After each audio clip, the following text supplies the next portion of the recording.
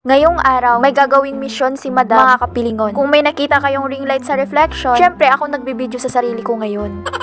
Kung wala yung pinsan ko, ako lang talaga nagbibideo sa sarili ko. Sariling sikap muna ngayon. Kunwari, bababa ng hagdan si Madam, tapos aakyat ulit kasi kukunin yung cellphone. Yan yung mga ginagawa ni Madam pag siya ang nagbibideo sa sarili niya. Mukha mang tanga, pero okay lang, ganyan naman talaga ang buhay.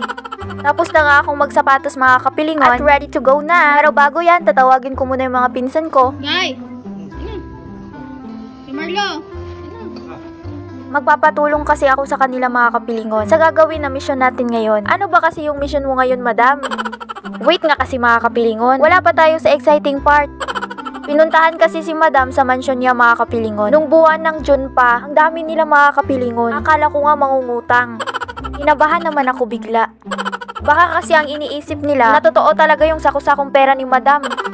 Yun naman pala mga kapilingon, pinuntahan pala ako sa mansyon dahil may binigay silang letter sa akin na manghihingi daw sila ng sponsor na wall fund sa kindergarten school sa Gawad Kalinga Civil School dito sa barangay ko sa Sikaya, Bukana. Umabot din ng 2 buwan bago ko nagawa tong mission na to mga kapilingon. Syempre, pinag-ipunan din to ni Madam. Kaya naman pala magpapa-sponsor sila ng wall fund mga kapilingon kasi ito lang yung gamit nila sa loob ng classroom. Pagkadating ko nga dito sa Civil School, winelcome ako ng mga bata, ng teacher, at ng mga nanay. Mainit nga naman talaga sa loob ng classroom mga kapilingon. Kaya itong 3 wall fan ay sapat na para hindi sila pagpapawisan sa loob ng classroom. Lalo pat malapit na ang pasukan mga kapilingon. Nag-unboxing na nga kami mga kapilingon kasi isasabit namin to kaagad. Kaya nga sinama ko yung mga pinsan ko mga kapilingon. Ang talino mo talaga, Madam. Gumagana din pala yung utak mo, Madam, paminsan-minsan.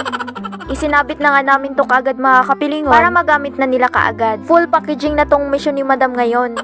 Naisabit na nga namin tong isang wall fan at itong pangalawang wall fan ay nasa harap ng desk ng teacher. At nakabit na din namin yung pangatlong wall fan. Hindi na kayo maiinitan mga bata. Dapat magsipag pa kayong mag-aral ha. Wag na wag niyong tularan si Twinkle.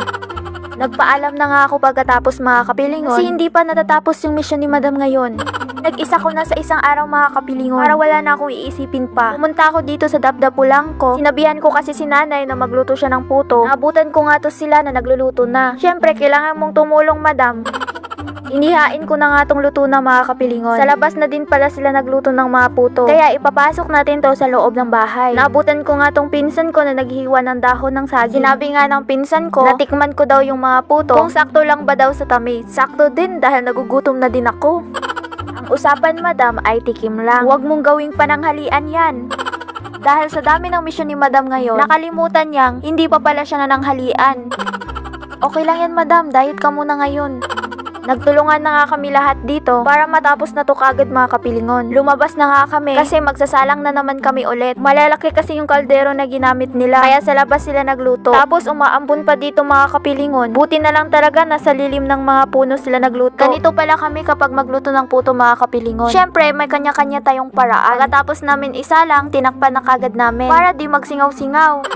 Dinagdagan pa namin yung panggatong para maluto ka agad. Yung ganito kalakas na apoy okay na. Yan kasi ang nagpapasarap ng puto. Organic lang talaga sa pagluto. Minuto lang ang hihintayin natin bago maluto to. May nakita nga akong madaming sili dito mga kapilingon. Nagpaalam ka na ba sa may-ari, Madam?